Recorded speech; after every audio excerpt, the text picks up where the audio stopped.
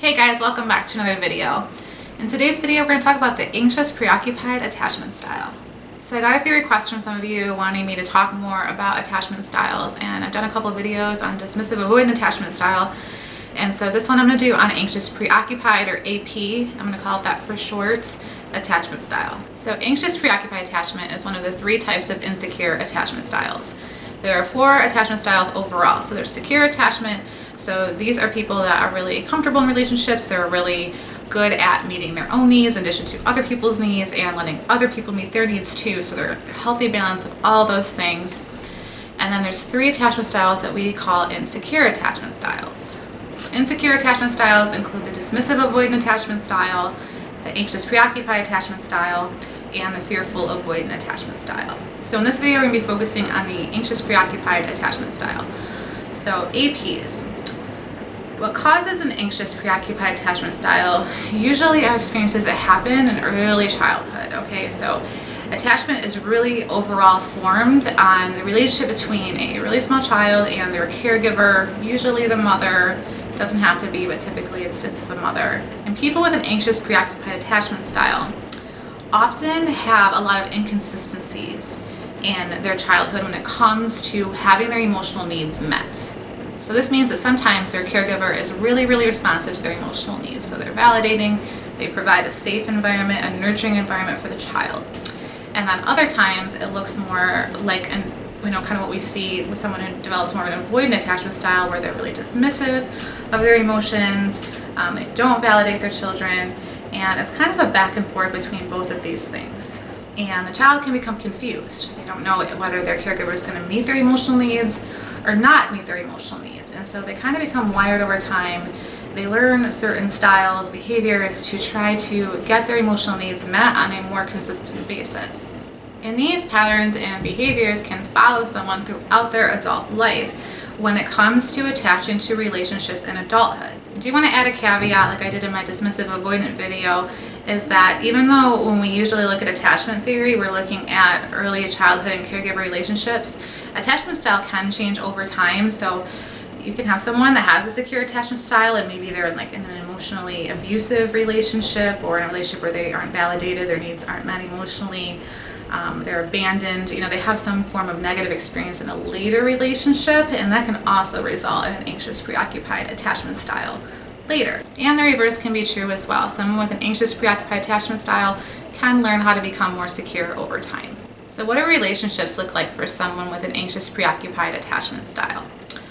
So I'm going to go through some of the traits and behaviors of someone that has this attachment style, and then kind of also talk about at the end a little bit about what we can do to start to work on or fix this. So the first thing is that there's usually a lot of relationship anxiety. And where this relationship anxiety comes from is really due to a deep-seated fear of abandonment. So if you think about it, when the child was young, they didn't know if their caregiver was going to meet their needs or not. So when the caregiver didn't meet their needs, that really gets ingrained as them being abandoned. Okay, so they were emotionally validated, and now that's not happening. This gets registered as a form of abandonment.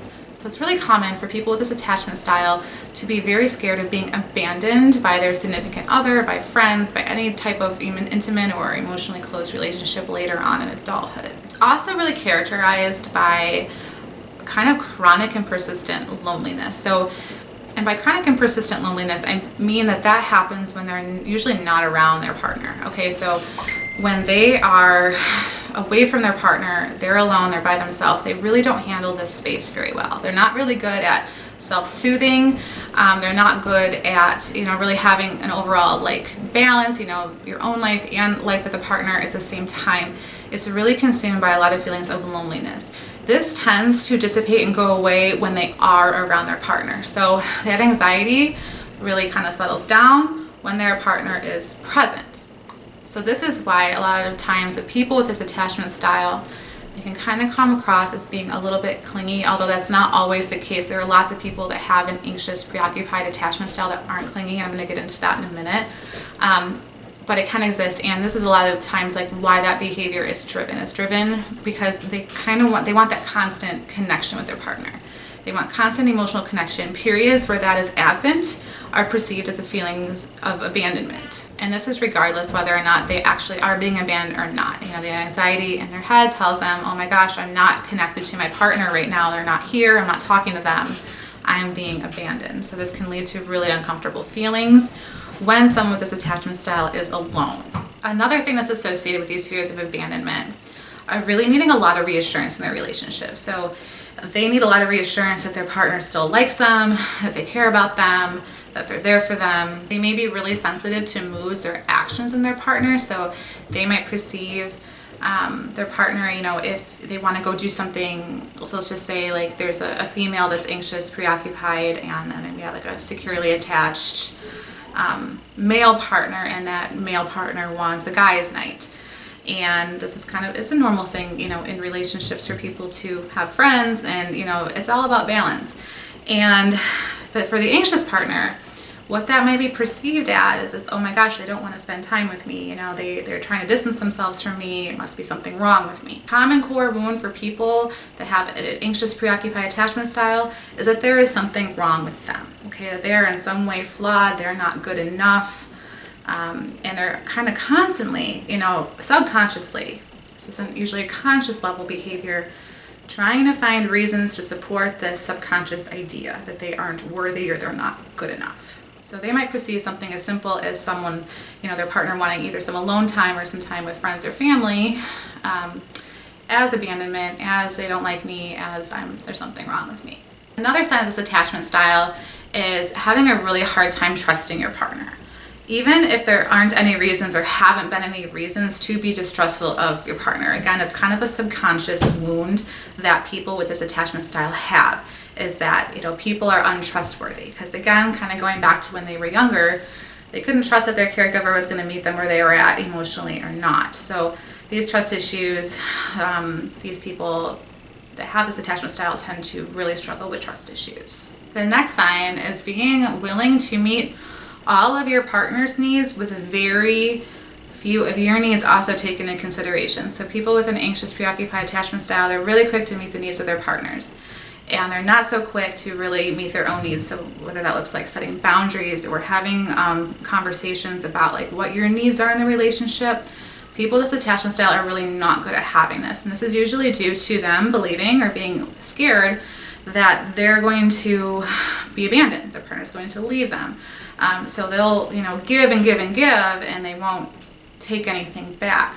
This is really a sign of codependency, which is really what the outcome of a, you know, someone with a really, you know, severe anxious preoccupied attachment style has: codependency, codependent behaviors in the relationship. So with people that have this codependency, sometimes they aren't clingy, especially if their partner is more on the dismissive avoidant end of things.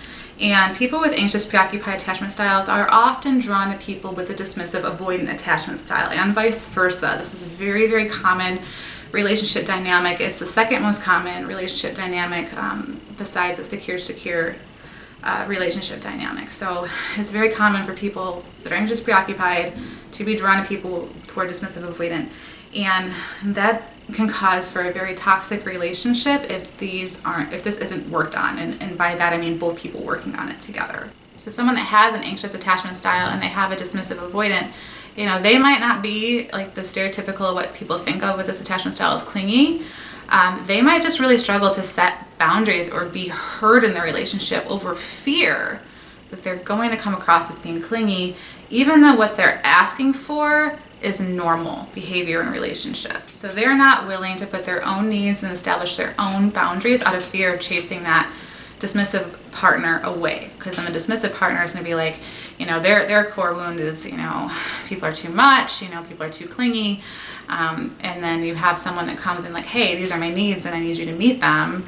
Well, that reinforces their attachment style, right? Their beliefs behind their attachment style, their core wounds. And then they push the anxious partner away, which reinforces their core wounds that, oh my gosh, I'm too much, I'm not, you know, good enough, I'm not desirable in a relationship, my needs don't deserve to be respected. So hopefully you can kind of see that this push-pull is quite unhealthy, And definitely something that really does require, kind of couples counseling type things, really good communication and the willingness to change on both sides. Both partners need to be accountable and work towards, developing more of a secure attachment style for this type of relationship to really work and be satisfying for both people. Because we should not be in a relationship where we're only meeting someone else's needs and they're not willing to meet our own back.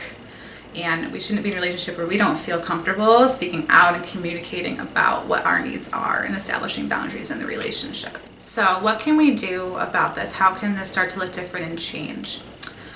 Well, change is a process for one, okay? So there's no such thing as like an overnight fix for this. Our attachment styles are pretty ingrained from early on. So over time, yes, you can work on this. Yes, you can change. You can become more secure. And it's also very important to, if you're in a relationship, you have a partner that is understanding of your attachment style and your needs. This means that people with an anxious preoccupied attachment style do much better with securely attached partners than they do with dismissive avoidant partners. Securely attached partners are going to be much better at meeting your emotional needs and being able to be like consistent and provide emotional validation. And they also can help you establish more of a secure attachment style yourself. It's kind of modeling through the relationship, right? And I should put my video caveat that I put in a lot of my videos that it isn't on you to change anyone else, okay? That isn't your responsibility. If you have a partner who's willing to work on it and change and you want to be there to support them, that's great. But if you're watching this and you find that, oh yeah, my partner, he or she, they're anxious, preoccupied, and this is too much for me to handle, and they're not willing to work on it and change, it isn't your job to change anyone. Dismissive avoidant partners, they're not, until they work on their own issues, they're going to be very good at meeting your emotional needs, right? Because people with anxious, preoccupied, they have a lot of emotional needs. They really value love and connection. They're usually very empathetic people. There are a lot of positive traits that are from people that have this attachment style, just like, dismissive avoidance, their sense of independence and self-sufficiency. Really, the values just lie in two different areas, and sometimes it's really hard to merge these values together. So with the anxious, preoccupied attachment style, being involved with someone who's more dismissive avoidant can be quite toxic.